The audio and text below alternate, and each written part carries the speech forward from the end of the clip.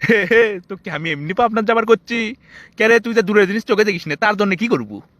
Sir সেই চিন্তা আমার আছে, বাবা থেকে হুন্ডা কিনে চাচ্ছি, দূরে যে জিনিস দেখতে পাবো না সেই জিনিস হুন্ডা লিয়ে যাই দেখে আসমো। কে রে, তোকে বলে ডাক্তার চশমা ব্যবহার করবো কসে, তা তুই চশমা পরে আসিস নি কে? স্যার আপনার যে কথা, ডাক্তারের কথা শুনে কি আমার চোখটা নষ্ট করবো? কি কোষ মিসেই, তোর বাপ সবচেয়ে বড় ডাক্তারের কাছে লেগে গেছিল তোক, আর তুই সেই ডাক্তারের নাম উল্টো পাল্টালে কি কোষ? বড় ডাক্তার হোক আর যাই হোক, যার নিজের চোখই ঠিক নাই তাই মানুষের চোখের কি চিকিৎসা দিবি? কি আবল তাবল করছো হে? আবল তাবল লয় স্যার, ওই ডাক্তার আমার চোখ কি দিয়ে দেখছে জানেন? কি দিয়ে দেখছে?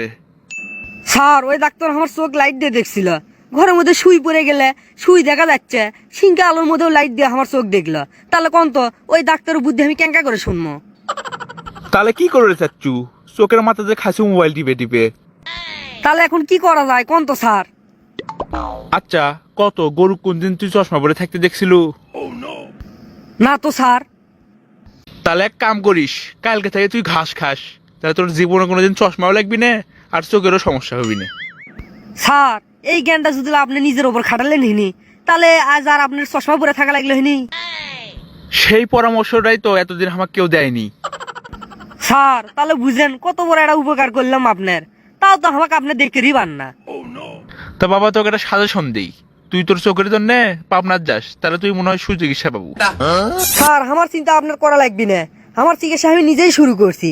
মোবাইল টিপার সময় একটা মোমবাতি জ্বলে মোবাইল টিপি, তাহলে মোবাইলে তো আলো বেশি থাকবি, তখন আমার দেখতে আর কোনো অসুবিধা হইল না। হে হে, তোকে আমি এমনি পাবনার যাবার করছি। কে রে, তুই যে দূরের জিনিস চোখে দেখিস না, তার জন্য কি করবো? স্যার সেই চিন্তাও আমার আছে, বাবক থেকে হুন্ডা কিনে চাচ্ছি, দূরে যে জিনিস দেখতে পাবো না সেই জিনিস হুন্ডা লিয়ে যায় দেখে আসমো। যেমনি একটা সহজ সরল টেকা বাপ পাসলু, বাপের টেকাগুলো তো পানির দরে খরচ করিস, তা শুনলাম তোরা বলে পিকনিক যাচ্ছু। হ স্যার আপনি যাবেন না, আপনাকে তো ধরেছি। হ, ওটাই তো বাকি আছে। আমার পাগলা কুত্তা কামড়াছে নাকি, তাই তোর সাথে আমি পিকনিক যাবো।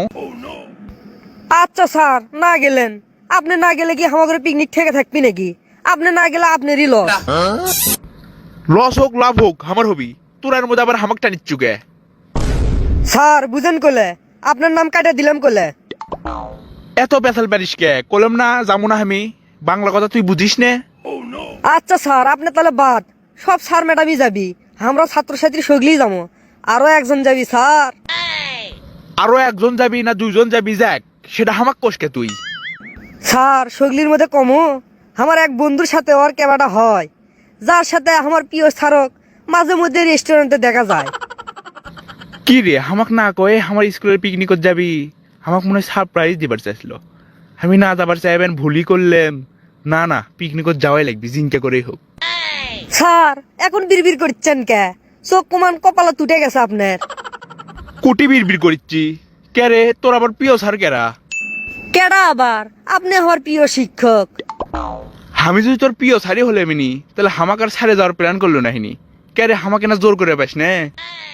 জোর করলেই তো আমি যাই, হামাক জোর করেই লিয়েছ। It's the motherfucking Eagle Double G. Snoop Dogg.